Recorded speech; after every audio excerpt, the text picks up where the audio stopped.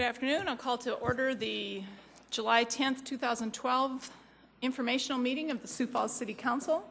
Welcome council members and the audience who's here in Carnegie Town Hall, as well as those folks who are watching us live on CityLink and siouxfalls.org. I'm glad you're here to participate. We'll begin this afternoon with staff reports. Lori Hogstead, City Clerk. Good afternoon, Council Chair Erpenbach and fellow council members. First of all, I would like to make an introduction of some very special guests we have with us today. We have a group of individuals that are here for the South Dakota Municipal Clerks Institute. This is the first time this institute has been held in South Dakota when myself, as well as Tamara Jorgensen, Denise Tucker, and Jamie Palmer attended the training. We went to Minneapolis. And this training is one of the implements in order to get your certified municipal clerk status.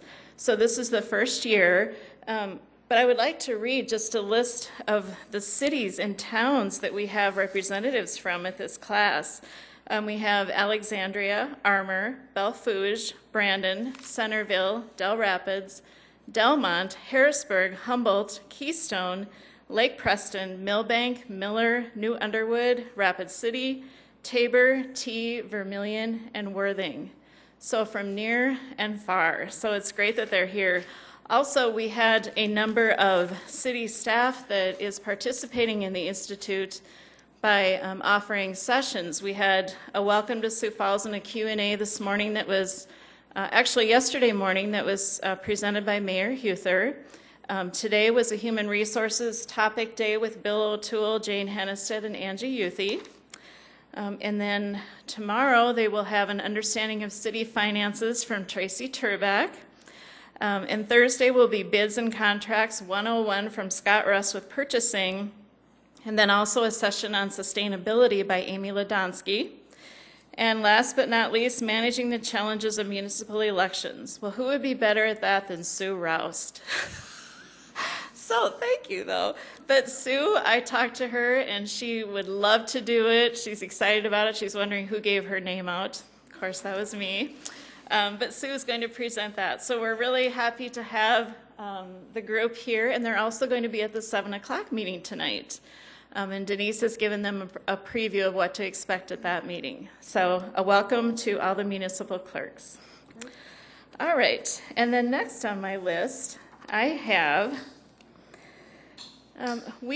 due to the change in our meeting schedule, there is a resolution that designates the time and the day that we meet with Minnehaha County. And the last version of that resolution had said that the meetings were at 5:30 on the third Monday. Well, of course, now we are at 5 p.m. on the fourth Tuesday. And so I have an amendment to that resolution ready for signature with the council chair and vice chair. The other thing that we ran across in the office staff noticed, was that our recent ordinance that was adopted, that we actually adopted this, let's see, it was in May. May 7th, this was adopted with a number of changes, including moving the meetings to Tuesdays. And in that ordinance, it mentions informational meetings may be held the first 3 Tuesdays of the month and on the last Tuesday of the month. Meaning if there's a fifth one, it would be the fifth one. However, now we have scheduled an informational meeting on our fourth Tuesday as well. So in other words, every Tuesday of the month, we have a meeting scheduled. So I would like to just find out, and I emailed with Councilmember Erpenbach this afternoon, if we would like to amend this section as well to state, informational meetings may be held each Tuesday of the month, period. And then if we don't need one, we can always cancel it. But at least that way we would be covered per ordinance. All right. Thank you, Lori. I did say to Lori, too, that it's confusing to citizens. I was always confused by that. When it's a fourth Tuesday and there's a fifth Tuesday, we don't have a meeting. What? It didn't make sense. And so just looking to council for consensus on, can we just make that amendment so that we would schedule a 4 o'clock informational every Tuesday and then cancel them if there were reason to give that up. Consensus on that. We don't vote in informational meetings, but I'm seeing nodding of heads. Sure. Everybody's okay with that? I think go ahead Okay. and do that, Lori, based on, Right. and we'll obviously vote on it officially later, but. Sure. I'll have that ready Friday as well, and then we can get those on the August meetings and have everything up to date.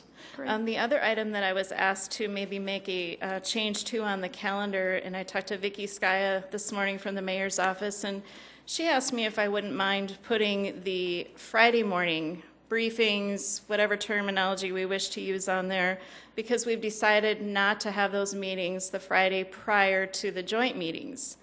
And it does get a little bit confusing, you know, which meetings are which days, and asked if I could put those on the calendar for the remainder of the year. So if that's fine, I'll go ahead and do that and update that hopefully one final time for 2012. Thoughts, comments about that? Former Chair Aguilar, I see red flags maybe.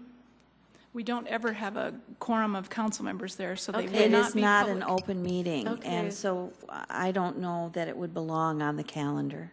All right, well, maybe we could, I'll talk to Vicki and see if maybe there's another way that they could get that notification out then. That makes sense. Well, and just to clarify Sure. for those who are watching and listening, there is every Friday morning a meeting that's basically set in ordinance, but it is the directors and the mayor, and the council leadership then sits in on that, and they just basically go through the agenda. But because it does not have a quorum of council, it is not an open public meeting. It is just a preview and a, you know, kind of open conversation among that group. So that would be the concern.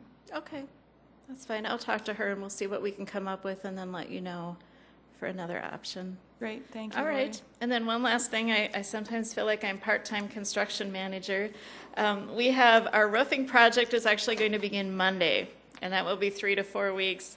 And they have given us parking tags, so we will be parking in the east lot. So if you drive by and it looks like no one is here, we're all here. We're just in the other lot. In place of our vehicles, there'll be dumpsters and porta potties. So they will be taking our place up front of the building. But we look forward to those changes getting done. I believe they're going to start working 6 a.m. every morning and work until 5 p.m. on the roof, and try to get that done within about 3 weeks, and then they'll start on the tuck pointing. So next week when you arrive, there should be action happening up there. Great, Okay, very exciting. that is my report for the day. Great. Questions or clarifications from Lori, from anyone on council? All right, seeing none, thank you, Lori. I Okay, appreciate thanks. your hanging with us on the scheduling. You know, it's an efficient change. It's just taken us some time to find all those little It tweaks, so I appreciate you has. sticking with it. It has, Thank you. thank you. Moving on our agenda, Jim David, Legislative and Operations Manager.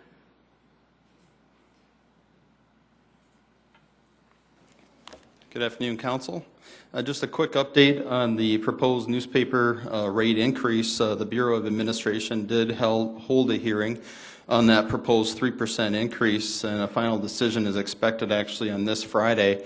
If they do happen to approve that rate increase, it will go to a legislative committee, which will make the final decision at that time. And I'll speak with Councilor Erpenbach and Enneman on whether or not we need to submit representation or just submit a letter of requesting that not be supported. So the other item is that today we submitted our membership for the National League of Cities.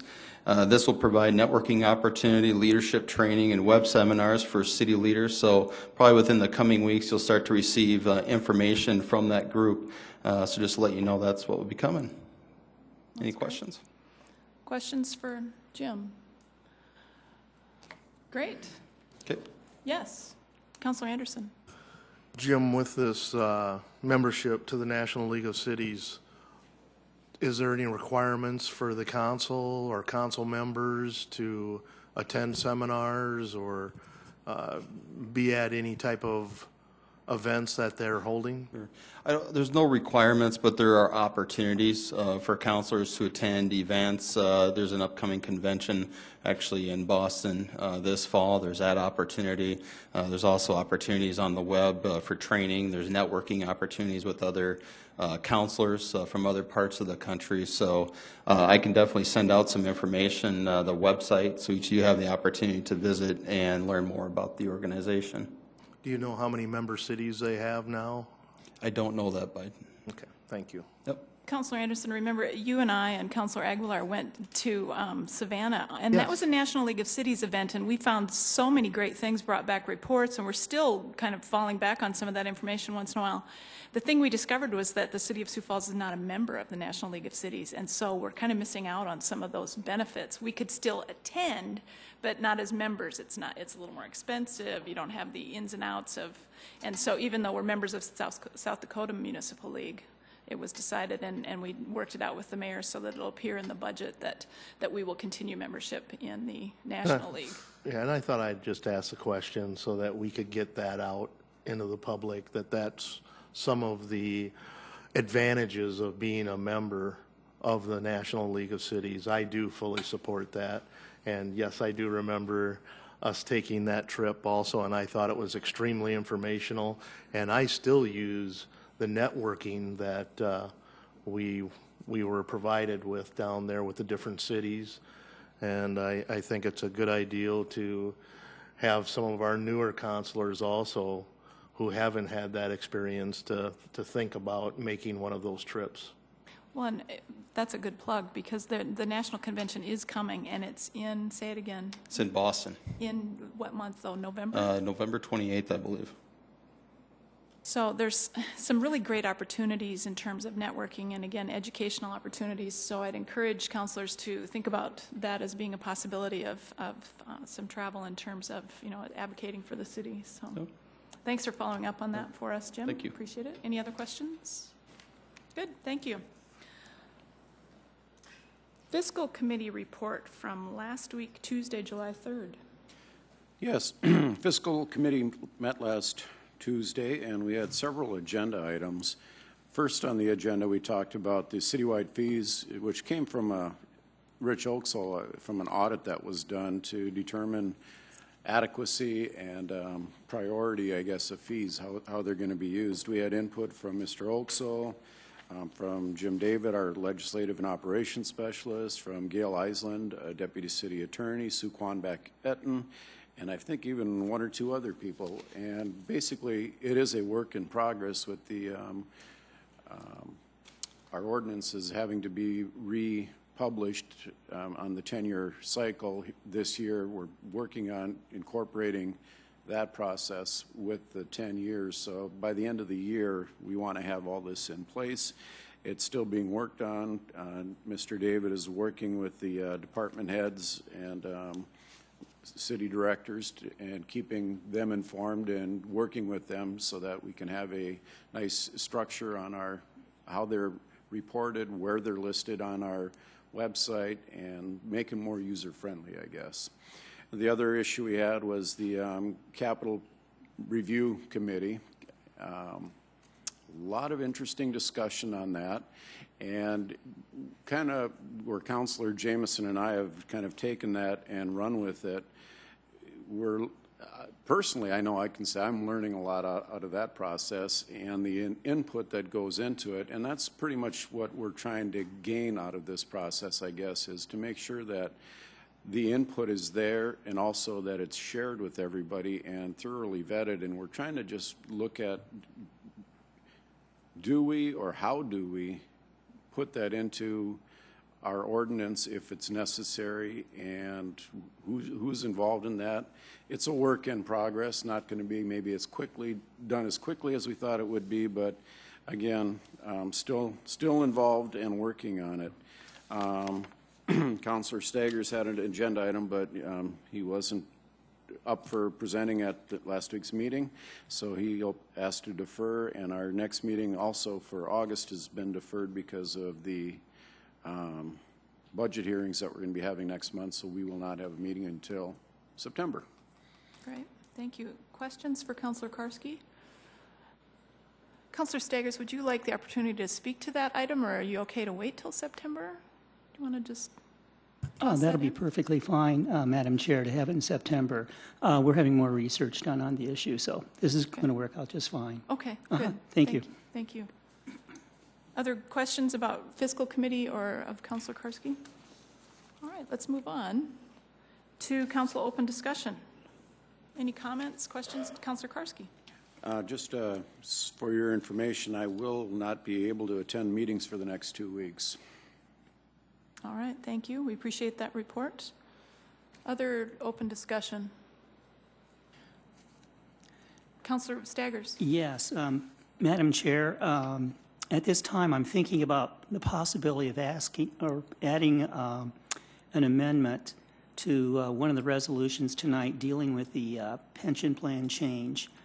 And without going into a lot of detail, it would basically ensure that we do not have lump sum payments being included in final pay calculations for everybody. So right now, that's not the case. So it's quite possible I'll bring that amendment up. And so if anybody would like to second, I'd certainly appreciate it. Councilor Staggers, would you make copies of that agenda or that amendment, that proposed amendment for everyone to have at their desks by 7? That would be great. Thank you. I certainly will. Other open questions for Councilor Staggers first? Councilor Jameson. Just curious on the amendment to the resolution, are you suggesting then that the employees add that, or that it be added to the provisions of the changes that the current city employees would review? It's actually for both, just to make sure that we don't have any spiking taking place. Because in the past, we've had spiking taking place, and it can have a big impact on the pension fund when we have former department heads spiking their salary. So that's to prevent that from happening in the future. Okay. Other questions for Councilor Staggers? Comments? Okay. Thank you for the initiative. Other open discussion items? Anyone on council? I have one little piece of education for you, I guess. Regarding items 22 and 23, I actually had the city attorney kind of wrote this up for me, so just bear with me for a minute. Items 22 and 23 and items 34 and 35 on the 7 o'clock meeting tonight are, both of those sets of items are presented in the alternative. And what that means, according to Robert's rules, is that an item can be withdrawn from the agenda after the entire agenda has been approved by a 2/3 vote. That withdrawal can be made with a 2/3 vote. It is often withdrawn in practice by other boards. I'm not sure we have precedent for this. So other boards have done it informally by a unanimous consent of the body. And here's the issue. If item 22 passes, item 23 doesn't matter anymore. So it can go away. We don't have to discuss it again. We don't have to vote on it again. The same goes for items 34 and 35. If 34 were to pass, 35 doesn't matter anymore. And so that's what your possibility is. The mayor will very likely ask you if that first one passes, and I can't remember which is which, but if the first one passes, the mayor very likely will ask us to make a motion and then vote to just take item 23 off the agenda. So just know that that's coming. It's kind of a procedural thing. There is a way to get around it that we can save ourselves some time and some discussion, knowing that an item might go down or whatever. So questions about that? We don't have a city attorney sitting here, but I know that he can walk us through that later today. But just know that we do have the ability to do that. Any other items for open discussion this afternoon? Seeing none, let's move on to presentations. We're going to start with the 2012 Health Department Mosquito Control Program. Sandy Frentz, Public Health Manager, and Denise Patton, Health Program Coordinator. Welcome.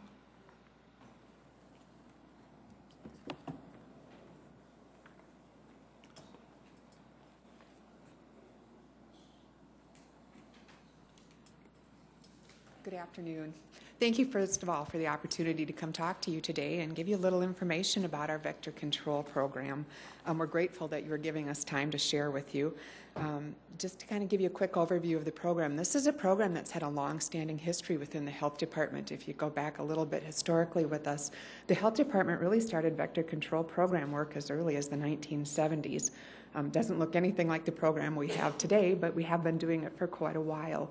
The program that we're doing today, the program we want to give you the overview on, really grew in 2004 into the program that we have, and that was in response to the fact that in 2003, West Nile virus as an emerging infection really spread across the United States.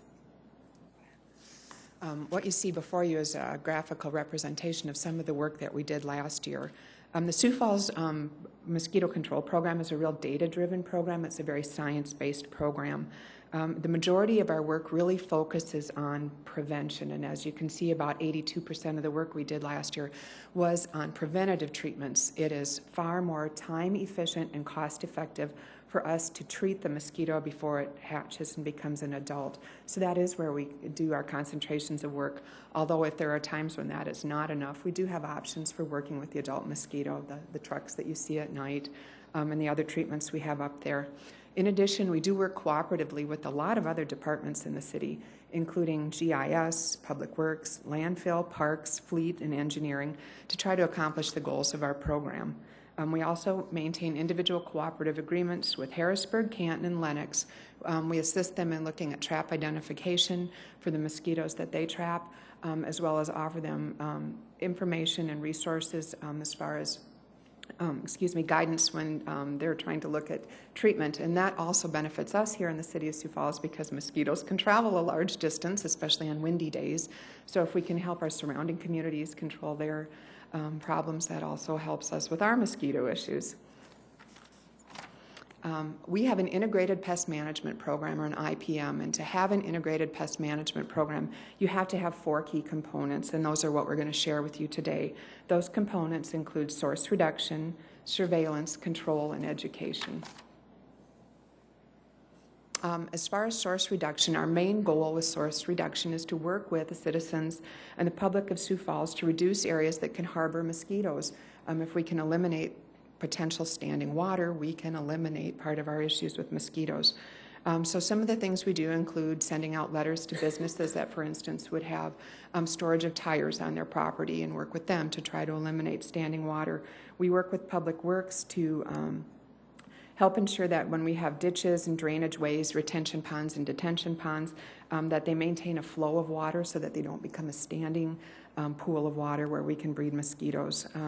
We work with departments to help reduce and minimize rubbish, again, because it can harbor mosquitoes. And it's a real complement to the health department's Project Nice and Keep, which is, of course, a project that helps citizens and encourages them to remove items in their property that might be able to store water. So it's a nice interdepartmental complement program, too. Hi. I am going to talk a little bit about the surveillance end of things and the control measures. Surveillance is really critical. After we've reduced all possibilities of harborage sites, we spend the bulk of our time finding all the areas where they are located and determining what life stage they're in. And once we know that, we can determine what kind of equipment and products that we need to use to control them. We have 15 staff members hired this year to look for these sites throughout their day. What you see there is just a copy of some of the listed items that they go out and search out harborage sites in. They'll go to railroad tracks. There's water kind of running along those, detention ponds, retention ponds, cemeteries, any place where there's an immunely compromised population. Children and older demographics obviously are at higher risk. And we spend 2 days with the staff to make sure they know where they need to go, what they're looking for, what life stage requires certain kinds of treatments, and we proceed with the appropriate measures after that. You can go ahead and turn. There are a lot of large events in this city, wonderful events like the Jazz Fest, the fair, downtown events that we also keep in mind when we're trying to determine what kind of measures we're going to take. There are areas that are also protected, mitigated wetlands. The outdoor campus has a lot of criteria that they want to minimize chemical exposure, that sort of thing. And so we take all of those things into consideration. In addition to our field efforts, we do trap in 24 areas within the town or within the city, and they drive our control efforts. If we are hitting certain thresholds that I'll talk about here in a moment, it will give us an indication on what we need to do. So between the events, the special areas, people with heightened medical needs, we pull all of that into the big picture and make determinations on what we need to do each day.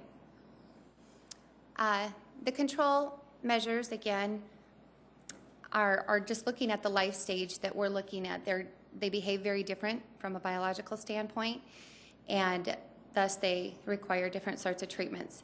The bulk of what we use is very green. It's a bacteria. 4 of the products that we use are simply a bacteria that are naturally found in the world. There is another product that is used in third world countries in their water supplies just to control mosquitoes. So virtually everything that we use in a larvicidal form is very, very green. We use minnows. We use a lot of things like that to control the mosquitoes. Again, once they hit certain levels, we may have to do a little bit more. But you're seeing pictures of some of the different things that we might do. Dipping for larvae. If there's pupa in there, you have to use something slightly different. Our adulticide sprays, of course, are a reactive measure when we can't get to all of the water, or the water sources are just too vast for us to keep up with. Then you kind of end up in a reactive mode to knock down that breeding population. And that's what that slide implies. This slide is a lot scarier than looking than what it is. And basically what we want you to take from this slide is that we have established thresholds that are in line with CDC standards. And what those numbers are is if we have 10 or more of the disease-spreading genus of mosquito, the Culex mosquito, that's too many. That puts us at higher risk. If we have two days within a week where we're hitting that threshold, that's too many, and it might trigger a spray. If we have 100 or more of the nuisance mosquito, which bites very aggressively, that ends up being too much. So those are in line with CDC standards. What you're seeing on the right side is our threshold chart. We kind of keep track of all the traps we have, where they're located. Minnehaha or Lincoln, if they're hitting threshold or not. The C's show you that we've hit 4 Culex that day. The V's would indicate that we've hit 4 Vexins, or B for both. And each morning you take a look at that, and it drives our decisions. We of course have to look at weather and other factors in order to know when we can get out there and spray. The last thing I wanted to say about that, and it's okay that that you changed. Last year we had hit to date 29 times for Culex and 129 times for Vexins, the biting kind. And that was because we had floods. We had tons and tons of water, and that's what emerges after a heavy rain. This year, it's flip-flopped. It's absolutely opposite. We have hit threshold 86 times for Culex and 19 times for Vexins. So our risk is much higher this year because of the kind of mosquitoes that prefer this kind of weather. And but we're not getting as many complaints. People don't notice it as much because they behave very differently. So that's why we collect all this data, so that we know what your risk is, even if other people aren't as aware. So, and this graph just simply shows the correlation between precipitation and the number of mosquitoes that we're collecting. And we can make some very, very reasonable predictions on what we're going to see as far as species and activity based on how the weather is behaving. So. And then, of course, our last piece is education. That's a critical component to any program that we have. And we use a lot of different venues to get our information out, whether we're using utility flyers to mail out to citizens that are connected to the Sioux Falls water systems. We use door hangers. We have coloring books. We do brochures. So we target all age ranges. We do public service announcements. We do interviews with the media stations here in town, and we do use Channel 16 to put out our information. And we did bring a bunch of examples of those. They're sitting on the table if you'd like to help yourself or see any of those. And then one of the unique things we've done the last few years is we have one of our traps located at Leif Erikson Day Camp. So we've really partnered with them to go down and do education to the kids that attend the day camp and talk to them about mosquitoes and mosquito control. And if we can educate kids, we can always bring that education up to their parents. And then this is just kind of a little bit of a summary of what we've done so far this year. And of course, this is a dry year. If this were a wet year, you would see some dramatically different numbers up here. We have treated 413 sites to date. We've done 23 targeted sprays. We have another one scheduled for tonight. We just did the press release out on that. We have not yet done a citywide spray this year, which is very unique. But again, it's been a very dry year, and it's been our same traps that have kind of been hitting over and over again. So we just haven't had the data and the scientific evidence to support a citywide spray yet. We've just completed our second round of storm sewer treatments. We go through and we put a larviciding chemical in all the storm sewers in Sioux Falls. It's long acting, and it gives us really nice control for a long period of time. When we look at the mosquitoes that we get back every day in our traps, we take the culex and we pool them, and we test them to see if they're carrying disease, to give us an indication also if there's risk in our community. So far to date in Sioux Falls, we've tested 321 pools of mosquitoes. We've sent 11 of those off to the state for confirmation. All of them came back negative. So at this point so far this year, we have really not detected disease within the community. We have, if you've noticed, I know there's been releases from the State Health Department recently, had 7 pools that have tested positive within the state, primarily right now in Brookings County and in Brown County. But we do have disease in the state. We've just been fortunate enough to not see it yet in Sioux Falls. And to date, we've looked at, counted, and identified just over 16,000 mosquitoes in our traps this year. And with that, I would welcome any questions you might have on our program. Great, thank you. Questions from council? Councilor Staggers. Yes, some people are curious as Sioux Falls expands and we have more wetlands and we have more detention ponds. Are you getting more mosquitoes to deal with or not? Well, again, a little bit of that is weather dependent. And of course, as our city expands and we add things like that, we do expand our program every year to make sure that we're taking in and working with those sites. You know, this year, to have only 14 complaints to date, which is kind of where we're at right now, is really unheard of. But it's been a dry year and we haven't had a lot of vexins. So I think what really drives it more is the public perception of what do we have for mosquitoes out there, and that's really weather affiliated. Mm-hmm. Okay, thank you. Councilor Anderson.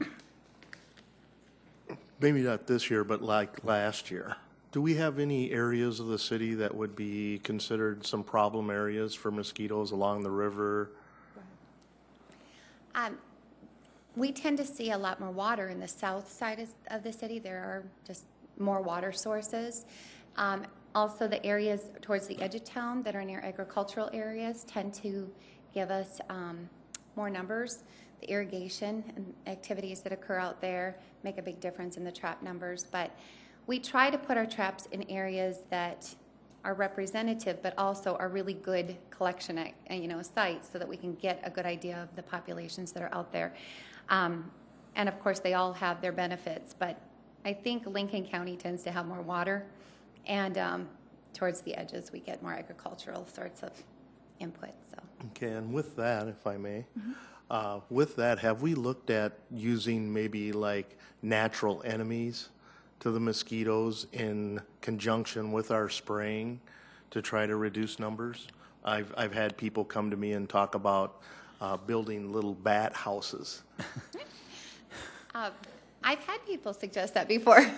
We should bring a bunch of bats in, and that would control them. There's kind of some myths surrounding some of the predators that you hear about, purple martins and bats. They do certainly eat mosquitoes, but they open their mouth, and the biggest insect that flies in their mouth is what makes them happy. So as kind of a side effect, they're getting a lot of mosquitoes, but they're just as happy with a June bug. So furthermore, people don't necessarily want a ton of bats around either. We have a few in Sioux Falls, but so you kind of have to balance those things. We do use the biological larvae, the minnows, good Lord, I can't speak. Fathead minnows in water, and that is a predator, obviously, that does complement our efforts. We can't put them everywhere. They have to be places that have water throughout the entire season. They can't dry up. But we do try to use some of them. They were just kind of limited. Thank you. Yeah, great, thank you. Other questions from council? I do have one for you, and this year I've been kind of proven wrong, but I've always felt like when the spraying is happening, I'm seeing fewer butterflies and other positive insects. And this year it's been a little bit different, but can you talk about that? How does that spray work? How does it affect other beings, other insects and dogs and whatever? Again, that's something we hear a lot of. There's always heightened awareness around bees and butterflies and pets, et cetera, and children, and people are really concerned that what comes out of our spray truck is going to negatively impact some of those populations. And bottom line is, it's not. Reason being is a number of things. Number one, butterflies are done, they are roosting by the time we go out to spray. Bees are done foraging by that time. There are very specific times where mosquito activity is high and those populations are much lower. You could potentially have one that flies through it just as easily as it hits your windshield. You know, it could happen, certainly. But the bulk of those populations are done with their activity by the time we're out and about. Furthermore, less than a teaspoon of active ingredient is distributed per acre when we're out spraying. The rest is a carrier oil. It's like vegetable oil. And keep in mind that mosquitoes are incredibly small, and what we're putting out of the truck is comparative to that size of an insect. Butterflies are much bigger. Bees are even bigger than mosquitoes. So, and certainly a dog or a human, it just proportionately, it's so different, and it's not harmful to them. It's been through such rigorous testing. There's been many, many studies. The EPA obviously has to put its stamp of approval on anything before we're allowed to do those things. But we certainly are respectful. You know, again, we don't spray around the butterfly house out of respect. We're not going to do that because that's something they don't want us to do. And yeah, so we take all that into account, but it's not harmful to other animals if used in a proper way. Thank you. Any other questions? Thank you both. Sandy, Denise, we appreciate you coming and filling us in on all of this. It's an important program for our citizens. Thank you. Moving on, Lincoln Minnehaha County's pre-disaster mitigation plan. Regan Smith, Emergency Manager. Thank you for having me. Good afternoon. Regan Smith, Emergency Manager with Sioux Falls Fire Rescue. I also want to introduce Seth Heiberger from Southeast Council of Governments. He facilitated this plan on behalf of Lincoln and Minnehaha County. Again, thank you for giving us the opportunity to brief you all on the update to the Minnehaha County and Lincoln County Multi-Jurisdictional Pre-Disaster Mitigation Plan. That's a pretty big word, and you know, what exactly is that pre-disaster mitigation plan? What it is not, it's not a disaster response plan. The city has a separate emergency operations plan that sets the framework about how we're going to react to disasters as far as response and recovery and preparation to those type of things. So mitigation plan is something separate. Again, it is a county plan. The Lincoln and Minnehaha County have joined together to produce this plan, and the city is just a subdivision of that. What the plan is it identifies the major hazards, the impacts of those hazards, potential methods or strategies or projects to mitigate damages from those threats that we face. The plan contains very detailed community profile information, hazard analysis, community disaster history, and then again mitigation strategies or projects to deal with those. The plan that we are updating at this time is an update from the 2006 Lincoln and Minnehaha County plan. Why do we need to have this plan? First of all, we need to have the plan to meet the requirements so the city can directly apply to the federal government for disaster mitigation grants. To be part of that, we've got to participate in the process and identify projects, and we do need to have a resolution supporting the county plan. Secondly, responsible communities identify what their disaster hazards are, and then take actions to lessen the effects on their public infrastructure, their business community, and then to the general public. And I think Sioux Falls has been very proactive over the years in this area, whether it's flood control, storm drainage, those type of things. The mayors we've had, the councils that we've had over the years have really stepped up and not waited for the state or the federal government. We've really taken the lead, thanks to you folks. The process as far as the planning, as I stated, Southeast Council of Governments facilitated the planning process and the meetings with Lincoln and Minnehaha counties and those subdivisions. There were 25 political subdivisions that participated, cities, towns, rural electorates, water districts, conservation districts, those type of things.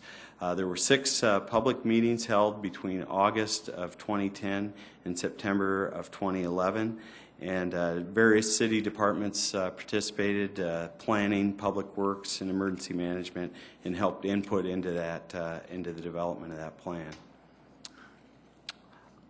Right now, the Federal Emergency Management Agency has approved the plan in May of this year. Lincoln and Minnehaha County commissions have recently approved the plan. Once the City of Sioux Falls and all the other subdivisions approve or support by resolution the plan, it will be finalized by FEMA. With that, I'd take any questions from the council. Great, thank you, Regan. Questions from council? Councilor Staggers. Regan, thank you very much for giving us that report. I actually did look through it several weeks ago, and I guess I was really intrigued by the history, because a lot of it's just plain history. Whether there was a storm in September 1958 and how much damage was done and all of this kind of stuff. It's very extensive history. But I was just curious, how much money are we going to get out of the feds for this plan?